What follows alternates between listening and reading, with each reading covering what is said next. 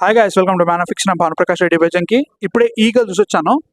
నాకైతే మాత్రం movie average అనిపించింది అనమాట. పార్ట్స్గా చాలా బాగుంది మూవీ.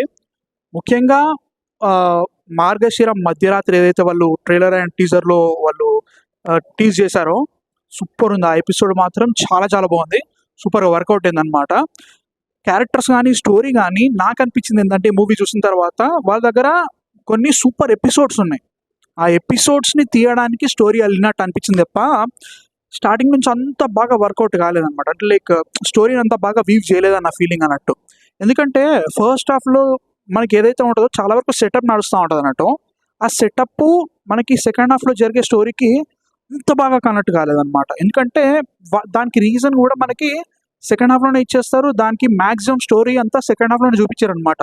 సో ఫస్ట్ హాఫ్ మొత్తం కూడా నేరేషన్స్ తెలుస్తూ ఉంటాయి. ఇక్కడ ఇది జరిగింది అనుకుంటే ఒక్కొక్క నేరేషన్ తెలుస్తూ ఉంటుంది. కాకపోతే main crux of the point నువ్వు స్టార్టింగ్ నుంచే కొంచెం హింట్ ఇస్తూ అసలు ఏంటి, వాట్ ఈస్ దిస్ అబౌట్, అసలు ఎందుకు చేస్తున్నాడని చిన్న హింట్ ఇచ్చినా కానీ ఇంకా బాగా వర్కౌట్ అయ్యేదన్న ఫీలింగ్ అనమాట. అక్కడ నాకు అంత అనిపించలేదు అనమాట. బట్ ఎపిసోడ్స్ వైజ్గా మాత్రం సినిమా చాలా చాలా బాగుంది. ఇంటర్వెల్ బ్యాంక్ కూడా చాలా బాగుంది అనమాట. క్యారెక్టర్స్ వైజ్గా కూడా చూసుకున్నా కానీ మ్యాక్సిమం అంటే ఎలివేషన్స్ ఒకటి అండ్ నరేషన్ పాయింట్ మాత్రమే తీసుకొని నవదీప్ కానీ, శ్రీనివాస్ అవసరాల కానీ, మధుబాల గారు కానీ వీళ్ళందరినీ వాటికే వాడారనమాట. మ్యాక్సిమం అవే జనరల్గా. అసలు ఈగల్ అనేవాడు ఎవడు జనరల్ వాళ్ళు ఆబ్వియస్లీ ట్రైలర్ చూపించింది అదే. బట్ వాళ్ళు తప్ప లైక్ ఇంకా ఏంటి అనే ఫీలింగ్ వచ్చినప్పుడు ఎప్పుడైతే ఈ ఈగల్ అనేటోడు ఎవడు అని మనకి ఎప్పుడైతే వాటి ఫ్లాష్ బ్యాక్ ఇస్తాడో ఫ్లాష్ బ్యాక్ మాత్రం పండుకోబెట్టింది అయ్యా. నిజంగా వర్స్ట్ ఫ్లాష్ బ్యాక్. అసలు ఆ రీజన్ వాడు చెప్పిందే డిలే. ఆ రీజన్కి వాడిచ్చే లైక్ సెటప్ చండాలంగా ఉంది. అండ్ ఆల్సో ఆ ఫ్లాష్ బ్యాక్ అసలు కుదరదు. అసలు ఎమోషనల్ ఇక్కడ వర్కౌట్ కాదు.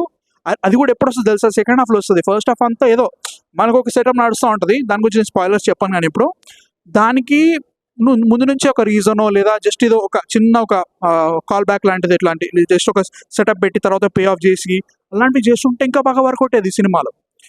అది కొంచెం ఇబ్బంది అనిపించింది అనమాట. అసలు ఏంటిది అవుట్ ఆఫ్ నోవేర్ వచ్చింది. అండ్ ఆల్సో ఆ ఫ్లాష్ బ్యాక్ ఎపిసోడ్ అంతా ఎక్కడ కూడా క్యారెక్టర్స్ ఇంట్రడ్యూస్ చేస్తూ ఉంటాడు.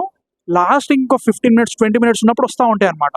ఇది స్పాయిలర్స్ అనుకోకండి, సినిమా అలానే ఉంటుంది, ఏం చేయలేము. బట్ స్టిల్ కాకపోతే దానివల్ల ఏమైందంటే అరే స్టార్టింగ్ నుంచి అంత టైం ఉంది కదా, ఏం చేస్తున్నారా వీళ్ళందరూ ఎవరు, వీళ్ళకి కనీసం ఒక వాట్ ఈస్ మనకి డైజెస్ట్ కావాలి, రిజిస్టర్ కావాలి. ముఖ్యంగా ఈ క్యారెక్టర్స్, ఈ ఎమోషన్స్ అన్నీ ఇవి సడన్గా వచ్చేసినాయి అనే ఫీలింగ్ వచ్చింది అనమాట. దానివల్ల చూసిన తర్వాత ఏంట్రా బాబు ఇంకా చాలా ఉండే లైక్ యూనో వాట్ ఈస్ బాగా ఎక్స్ప్లోర్ చేయొచ్చు. స్టార్టింగ్ అంతా ఎలివేషన్స్ పెట్టారనమాట. ఆ ఎలివేషన్స్ని ఫస్ట్ హాఫ్లో ఇంకా కొంచెం బాగా ఇంకార్పొరేట్ చేసి ఉంటే ఇంకా బాగుంటుంది. అంటే లైక్ స్టోరీతో పాటు ఇంకార్పొరేట్ చేసి ఉంటే ఎలివేషన్స్తో పాటు స్టోరీని చాలా బాగుంటుంది భయ్య నిజంగా.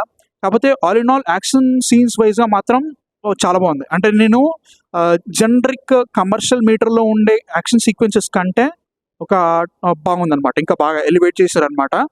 సెకండ్ హాఫ్లో ఎలివేషన్స్ అంటే యాక్షన్ సీక్వెన్సెస్ ఉంటాయి. ఒక 2 episodes ఉంటాయి, చాలా బాగుంటాయి. ముఖ్యంగా మార్గశిరం మధ్యరాత్రి అది కూడా సూపర్ ఉంది.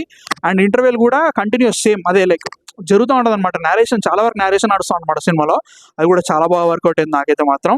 Cinematography as a whole like Eagle బ్యాక్డ్రాప్లో అంటే లైక్ డ్రోన్స్ని వాడి చూపిస్తూ ఉంటారు అనమాట.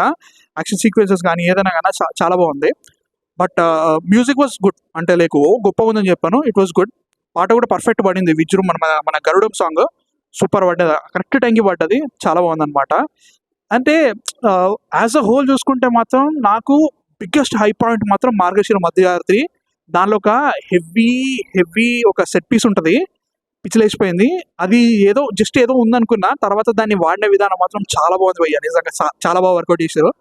అండ్ క్యారెక్టర్స్ వైజ్ చూసుకుంటే మాత్రం రవితేజ గారు నాకైతే మాత్రం చాలా బాగా అనిపించింది.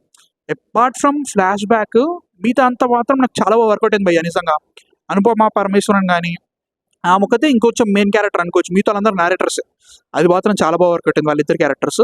మిగతా అంతా మాత్రం పర్లేదు, ఓకే, ఇట్ వాజ్ ఓకే అనే ఫీలింగ్ వచ్చింది తప్ప గొప్ప సినిమా దీనంత లేదని చెప్పలేము. షేడ్స్ అయితే గ్యారంటీగా ఉన్నాయి, లోకేష్ కనగరాజ్ ఫిల్మ్స్ లేదా KGF షేడ్స్ అయితే ఉన్నాయి. But it was good, okay, నాకైతే పర్లేదు అనిపించింది.